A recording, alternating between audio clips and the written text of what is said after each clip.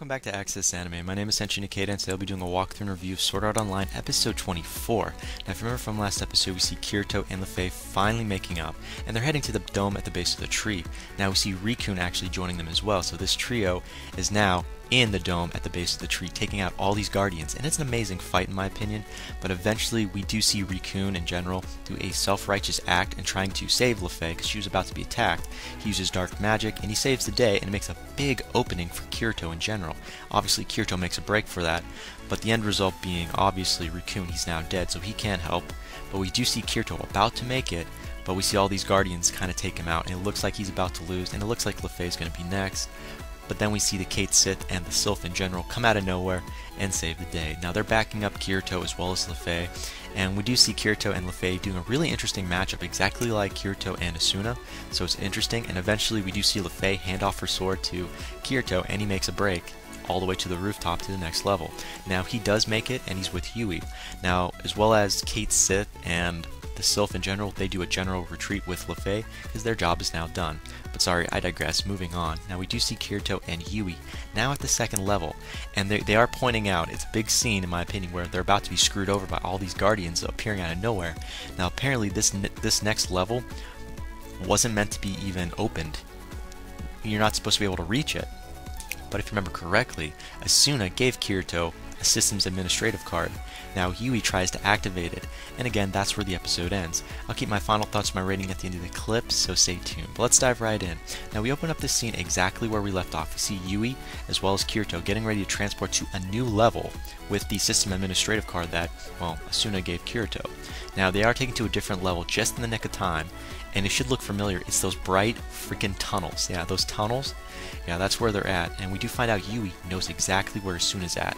So they're making a bolt to find out where Asuna's at right now. Now we are taken to a different scene where now they're on top of the world tree, and Kirito points out there's no floating city. So this whole big quest was a load of crap because there is no floating city at the top of the tree. So that was apparently never supposed to happen. It doesn't exist. But you do see a scene where now Yui as well as Kirito are running to see Asuna. Moving on past that, we're taken to Asuna, which is in that bird cage, if you remember correctly, and she's face to face with Kirito and Yui. Finally, this is what this episode came down to. This is what the whole series revolved around after we see Asuna being put in this kind of position. But we do find out they're together, finally. That's all that matters. But sadly, Asuna still cannot log out. That's where we're left with. She cannot log out, so it was almost all for nothing, but at least they got to see each other. And then out of nowhere, they were attacked. Just when they finally get to meet each other, they were attacked. We don't know by who. It was just a random attack. And again, we see Yui. She's kind of disappears automatically because she can't really do anything. And we are taken to a different scene with Oberon. You heard me. We're in a different location now, like in a black hole per se, down below. And we see Oberon. He makes his appearance. And he figures that there was a program probably running that allowed Kirito to, get all the way up top. And that program, of course, was Yui. But again, she vanished, so she's no longer around. She went into hiding. Moving on past that, again, Oberon has appeared, and he's using gravity magic. I didn't even think you could use that in this series, but you know what? It's kind of feeling like One Piece with all these certain powers. But sorry, I digress. I don't want to, go any further beyond that. But again, he's using gravity magic to hold down Kirito and Asuna to the floor. And then he goes on to his evil monologue. Yeah, the evil monologue about how he has progressed so much within this, with his work he's been doing within this game. Apparently he's 80% finished with his experiments over the 300 Sword Art Online players he's holding captive. So he's 80% done. I'm like, whoop-de-fricking-do. That's all I can say. No one really cares. And then he kind of loses it. He's like, you want to have a party? And he I thought, what? Well, I didn't understand what he was doing. He apparently was talking to Asuna, and we see him magically have chains come down, and he's chaining up Asuna and raising her. And Kirito, he can't do anything because, the gravity magic has him to the ground, and it's crazy. But what's even more interesting is that we do see Oberon take Kirito's sword and stab him in the back. And it's like crazy. And he lowers down the pain level so Kirito can actually feel the pain. So the pain receptors have been altered just for Kirito, so he could feel the pain. Now we are taken to a disgusting scene in my opinion where it looks like Oberon is about to rape or screw around with Asuna. He's ripping off her clothes while Kirito is forced to watch. And that is the most disgusting scene I've ever, with Oberon anyways, that I've seen so far. Very degrading, humiliating, that's all I can say. I could not watch that, but I did. Moving on to a different scene where we see Kirito.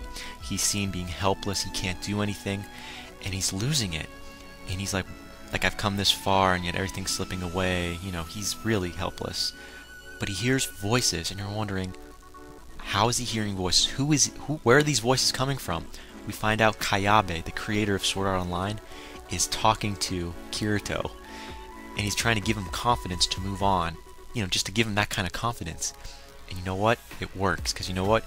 Kirito rises. He pulls out his sword that was stabbed in his back. He pulls it out. And he yells out loud, "System login, Heathcliff." That's right, Heathcliff. If you don't remember who that was, that's Kayabe's other username he went by, who was the game master originally of Sword Art Online. So he calls out "System login, Heathcliff," and he resets the game master levels to 1 for Oberon. And Kirito becomes a game master, raising his level, I guess, to 10. And it's amazing. That's all I can say. I was like, I did not see this coming. I was like, this whole time you could have said "System login Heathcliff" anytime you wanted to, but you waited until now to use it. By all means, I don't know why. Maybe Kayabe just gave him this information, this little dream sequence, but he's there. That's all I can say. Sorry, I don't want to digress. Moving on past that, apparently we see Oberon. He's losing it. He's crazy. He's like, he doesn't know what the heck is going on. He assumes there's probably bugs into the system, but there's no bugs. No. Now we find out he calls forth Excalibur. Oberon tries to call forth Excalibur, but if you remember correctly, Kirito has gotten rid of Oberon's game master, all of his power pretty much. And then we see Kirito calling forth Excalibur, which again is the strongest sword within this game, and he ends up giving it to Oberon, and you're like, what? And it makes sense because he wants to play on equal playing fields. He wants to have a duel with Oberon, so he pulls out his sword from his back. So you see Kirito with his own blade, and you see Oberon with Excalibur, and they're fighting. All I can say is, wow, this just got even more amazing. But moving on to the next scene, now we do see Kirito. He's adjusting the pain receptors within this game to 0. So blow for blow, if you get cut, you're gonna feel it. You lose it. You get cut anywhere, you're gonna feel it. So this just got even more amazing. Now we do see Oberon losing it. He's going crazy. He doesn't know what's going on. He sees all of his world collapsing. And it's amazing because this is what I wanted to see. I wanted to see Oberon beg. I wanted to see him lose control. And this was definitely worth watching. Now moving on to a different scene, we do see Oberon versus Kirito. And it's an amazing fight. I don't care who you are. This is probably the most amazing fight throughout the whole series. I'm just putting that out there.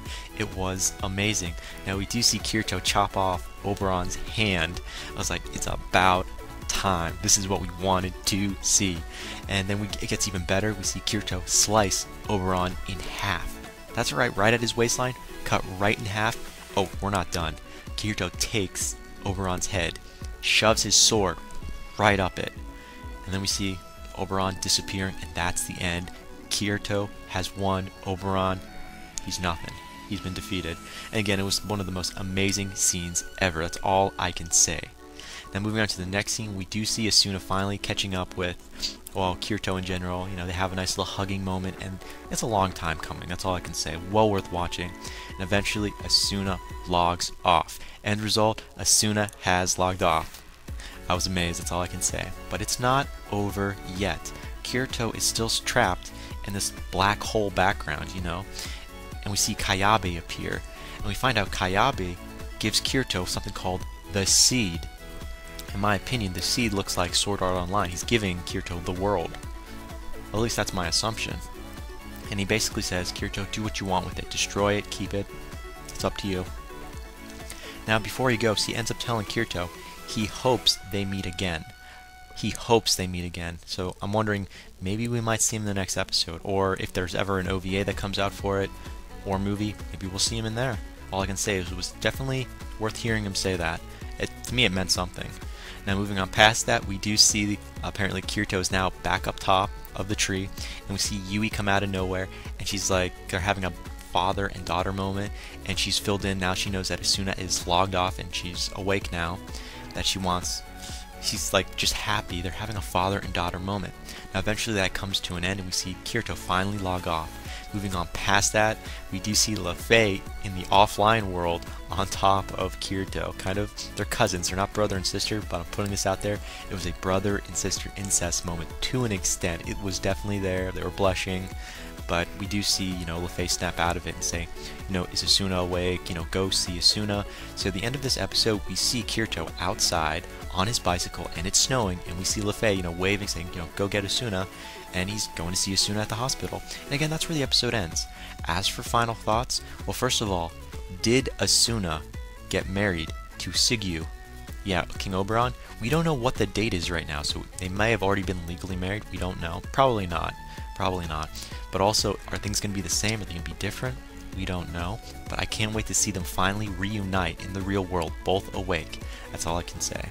Moving on past that, is Oberon, which is Sigyu, is he dead? Is he alive? What's going to happen? Is he going to go psychotically out of control offline? We don't know.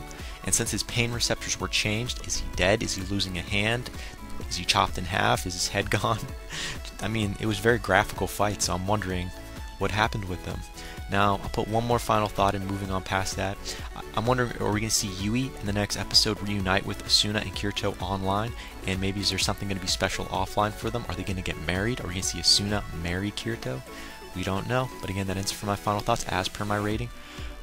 Are you serious? Look, I'm going to be really, really serious with you. I'm giving this a 5 out of 5. And I rarely ever give 5 out of 5s. All I can say is my reason why I'm giving this a 5 out of 5, the emotion, the drama, it was there. Was there a good fight? Oh, you bet your sweet ass there was a fight. Oh, there was an amazing fight. So, end result, 5 out of 5.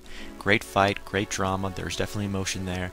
And I didn't feel like this episode was rushed, so definitely 5 out of 5. But again, that ends it for my walkthrough and review of Sword Art Online episode 24. Definitely comment down below, let me know, thumbs up, thumbs down, and definitely subscribe. Check me out on Twitter and follow me if you like. But again, let me know what you thought of this episode, let me know what you think's going to happen in the last episode that's coming up. That's right, we got one more episode left, so definitely stay tuned for that. But again, that ends it for now, guys, and I still have one more walkthrough and review to do later on tonight for One Piece, so definitely stay tuned for that. But guys, I gotta hit the bricks, I gotta go, and before I go, I gotta say it. I always say it. You can't stop the access, but you can watch the feed. I'll see you later, guys.